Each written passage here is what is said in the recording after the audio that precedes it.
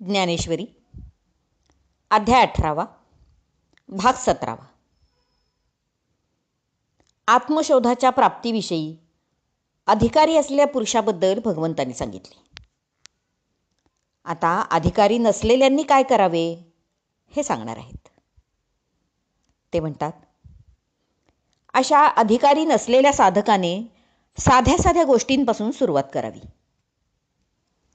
प्रथम त्याने स्वकर्मरूप पवित्र अग्नी प्रज्वलित करून त्यात काम्य आणि निषिद्ध कर्माचे इंधन घालून रजोगुण आणि तमोगुण हे आधी जाळून टाकावे. इंद्रिय निग्रह करावा, अर्थात आत्तापर्यंत स्वैर विषय उपभोगणाऱ्या इंद्रियांना आवर घालून प्रत्याहार रूपी तीर्थात त्यांना स्नान घालून पवित्र करावे. प्रत्याहार म्हणजे इंद्रियांना विषय न देणे म्हणजे प्रत्याहार. तर प्रत्याहार रूपी तीर्थात त्यांना स्नान घालून पवित्र करावे. स्वधर्म कर्माचे फळ ईश्वरार्पण करून वैराग्य दृढ करावे. येणेप्रमाणे सर्व तयारी करून विवेक ज्ञानाच्या स्वच्छ प्रकाशात ती आणून ठेवावी.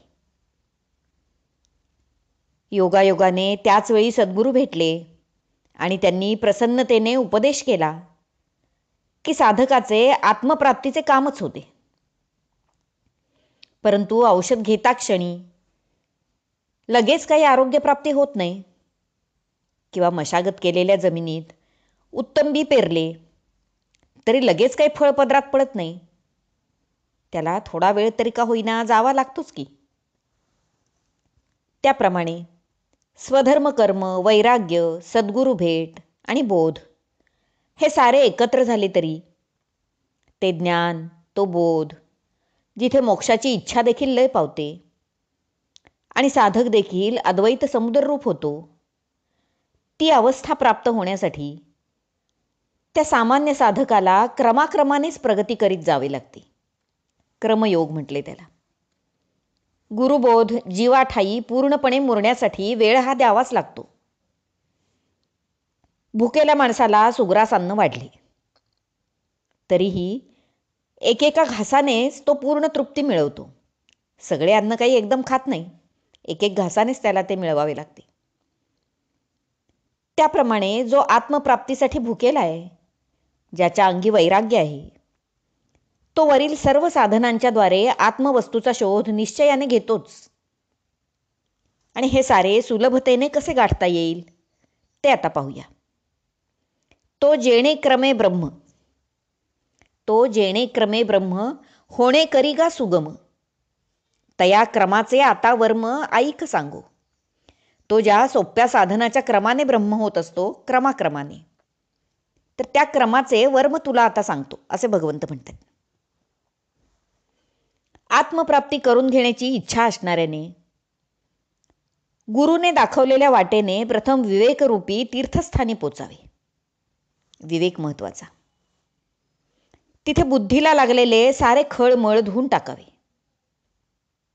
नववधू जशी केवळ आपल्या पतीचे अनुसरण करते, तशी ती शुद्ध झालेली बुद्धी मग केवळ आत्मचिंतनातच निमग्न होते, म्हणजे त्याचेच अनुसरण करते, आत्मचिंतनाचे.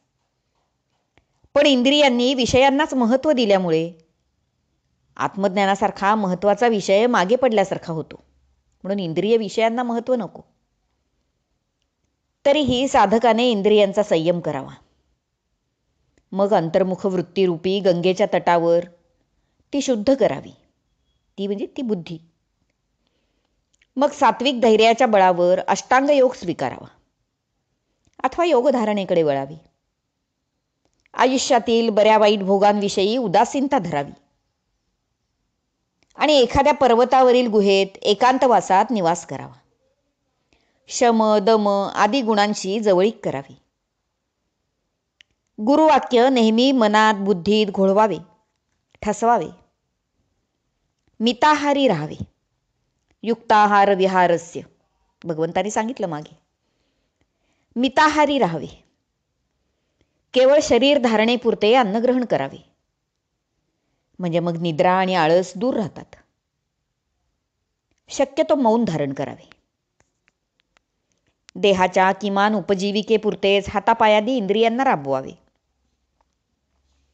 सारांश: शरीर, वाचा, मन यांना ताब्यात ठेवावे की ज्या योगे ध्यान साधता येईल. मग गुरुवाक्याच्या साहाय्याने ध्यान, ध्येय आणि ध्याता हे तिन्ही एकच होईपर्यंत ध्यानाचा सराव करावा. असा साधक मग आत्मज्ञान प्राप्त करण्याविषयी दक्ष होतो. त्यानंतर पुढे योगाभ्यास किंवा हठयोगाचा मार्ग स्वीकारून तो आत्मज्ञानाची प्राप्ती करून घेतो. प्राण आणि अपान यांचा संयोग करून 6व्या अध्यायात सांगितल्याप्रमाणे कुंडलिनी जागृत करतो. शिवाय वैराग्य आणि ध्यान त्याबरोबर अगोदरच सिद्ध झालेलेच असतं. मग मोक्षप्राप्ती होण्याला विलंब कुठला? म्हणून वैराग्यासह इतर ज्ञान साधनांचाही जो अभ्यास करतो तो साधक आत्मप्राप्ती करणारा भाग्यवान जाणावा.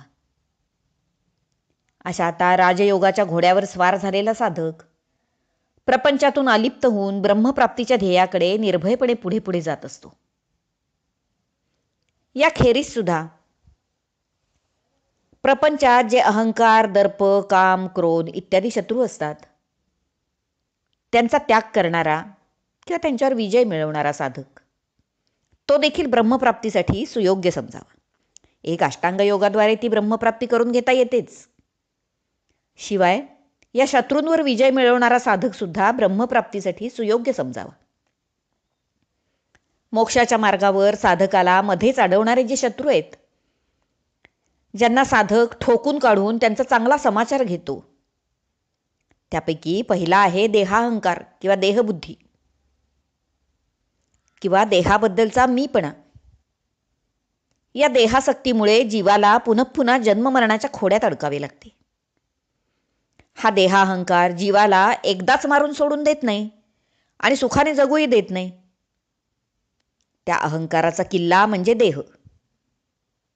मुमुक्षु साधक त्याचा म्हणजे देहबुद्धीचा पाडाव करतो आणि बळ हा दुसरा शत्रूही मारून टाकतो. बळ म्हणजे भोगाची बलवान इच्छा, ते बळ.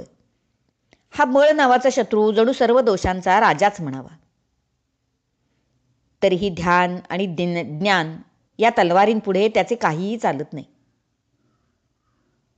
आणि मग दुसरा दर्प, जो सुखाने माजतो, सन्मार्ग सोडायला लावून जीवाला अधर्माची वाट चालायला लावतो, विश्वासघात करतो, तो दर्प नावाचा तिसरा शत्रू. चौथा शत्रू जो काम, त्याची तर कधी तृप्तीच होत नाही. अशा त्या कामाचाही साधक नाश करतो. आणि वृक्षाचे मूळ तोडले की फांद्या जशा आपोआप तुटतात, त्याप्रमाणे कामाचा नाश केला की क्रोध हा 5वा शत्रू सुद्धा आपोआप मरतो.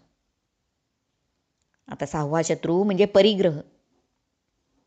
त्या परिग्रहाबद्दल जाणून घेऊया पुढच्या भागात.